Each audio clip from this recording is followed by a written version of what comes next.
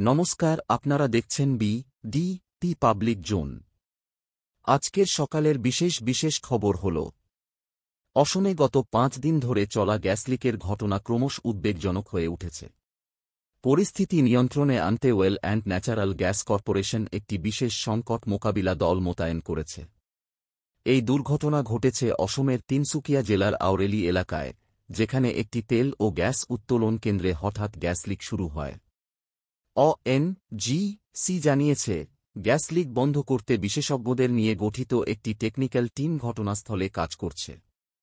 স্থানীয় প্রশাসন ও জাতীয় বিপর্যয় মোকাবিলা বাহিনীর সহযোগিতায় এলাকার বাসিন্দাদের নিরাপদ স্থানে সরিয়ে নেওয়া হয়েছে। আসাম সরকার রাজ্যের এক ব্লোআউট বা বিস্ফোরণের ফলে ক্ষতিগ্রস্ত ৩৫০টি পরিবারের জন্য আর্থিক সাহায্যের ঘোষণা করেছে। প্রতিটি পরিবারকে ২৫,০০০ টাকা করে সহায়তা দেওয়া হবে। এই পদক্ষেপটি সরকার ক্ষতিগ্রস্তদের ত্রাণ ও পুনর্বাসনের জন্য নিয়েছে। সরকারি বিবৃতিতে জানানো হয়েছে, এই পরিবারগুলো একটি গ্যাস বা তেলকূপে বিস্ফোরণের কারণে ঘরবাড়ি ও জীবিকা হারিয়েছে বা গুরুতরভাবে ক্ষতিগ্রস্ত হয়েছে। সরকার ক্ষতিগ্রস্তদের পাশে দাঁড়াতে এই তহবিল বরাদ্দ করেছে। এছাড়া রাজ্য প্রশাসন ক্ষতিগ্রস্ত এলাকা পরিদর্শন করেছে এবং পুনর্বাসনের জন্য আরও কিছু পদক্ষেপ নেওয়ার কথা বিবেচনা করছে।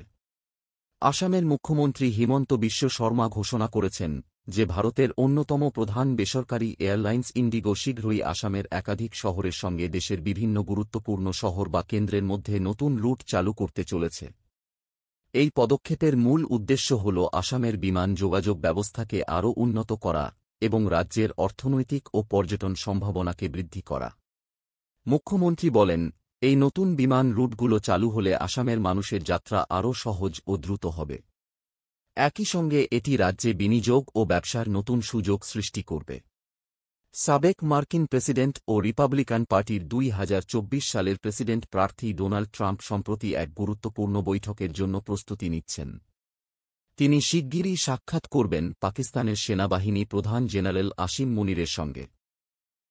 এই সাক্ষাৎ ঘিরে আন্তর্জাতিক মহলে চর্চা তুঙ্গে, কারণ এটি এমন এক সময় হচ্ছে যখন পাকিস্তানকে মার্কিন প্রতিরক্ষা মহলের তরফ থেকে বেশ কিছুটা ঠান্ডা মনোভাব দেখানো হয়েছে। ভারতীয় রেলওয়ে তৎকাল টিকিট বুকিং সংক্রান্ত এক বড় পরিবর্তনের পথে হাঁটছে। আগামী 1 জুলাই 2025 থেকে তৎকাল রেল টিকিট বুক করতে গেলে আধার যাচাইকরণ বাধ্যতামূলক হতে চলেছে। অর্থাৎ এবার থেকে আপনি যদি তৎকাল টিকিট বুক করতে চান, তাহলে আগে আধার নম্বর দিয়ে নিজের পরিচয় যাচাই করাতে হবে। বুধবার সকাল 11:20 থেকে 12টার মধ্যে রুদ্রপ্রয়াগ জেলার জঙ্গলচুট্টি এলাকায় কয়েকজন পাদ্রী, পর্বতারোহী সহ কিছু ব্যক্তি পথ চলতে চলতে হঠাৎ বিপজ্জনক খাইয়ে পড়ে যায়। এতে 2 জনের মৃত্যুর খবর নিশ্চিত করা হয়েছে। নিতিন কুমার ও চন্দ্রশেখর উভয়ই জম্মু কাশ্মীরের পল্কি শ্রমিক। অপর 3 জন গুরুতর আহত সন্দীপ কুমার, নিতিন মানহাস উভয়ই পল্কি শ্রমিক এবং আকাশ চিত্তরিয়া গুজরাতের একজন যাত্রী। একজন এখনও নিখোঁজ। উদ্ধার অভিযান চালানো হচ্ছে। ভারী বৃষ্টি এবং পথের পিচ্ছিল উঁচু নিচু অবকাঠামোর কারণে এমন দুর্ঘটনা হওয়ার সম্ভাবনা মনে করা হচ্ছে। খবর শেষ হল। পরবর্তী খবর আগামীকাল সকাল 9টায়।